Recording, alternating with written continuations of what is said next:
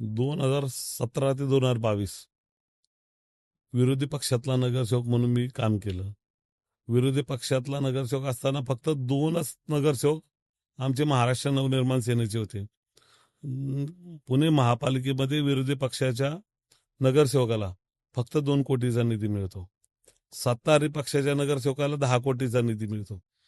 मला वाटतं की मी जे 5 वर्षात प्रकल्प आणले, म्हणजे तुम्ही त्यामध्ये लुलागर चौकात पाहिलं असेल, छत्रपती शिवाजी महाराज उड्डाणपूल असेल, फायर ब्रिगेडचं स्टेशन असेल, ई लर्निंगची शाळा असेल, बॅडमिंटन हॉल असेल, पाण्याचे टाके असतील, त्याचबरोबर क्रीडांगण असेल, ओपन जिम असेल, मल्टीपर्पज हॉल असतील, शिवनगर भागामध्ये दवाखाना असेल, लायब्ररी असेल, डायलिसिस सेंटर असेल, कब्रस्तान असेल किंवा उर्दू शाळा असेल, त्याचबरोबर लग्नासाठी मोफत हॉल, असे एक वेगवेगळे कन्सेप्ट करून मी माझ्या भागामध्ये 5 वर्षात हे प्रकल्प आणले. आणि काम करताना विरोधी पक्षातला नगरसेवक ज्यावेळेस ह्या लेवलचं काम करतो, चांगल्या सत्ताधारी पक्षाच्या नगरसेवकाला सुद्धा काम करता येत नाही.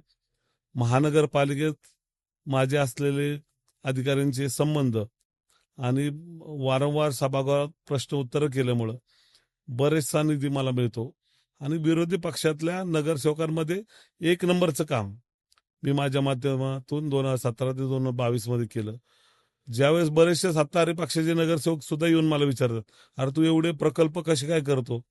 तर मी त्यांना बऱ्याच वेळा सांगतो की महानगरपालिकेत माझे जे अधिकारी असतील, आयुक्त असतील, ऍडिशनल कमिशनर असतील, त्यांच्याशी असलेल्या संबंधामुळे आज या ठिकाणी खरं तर मी एवढे मोठे प्रकल्प सुरू करू शकतो.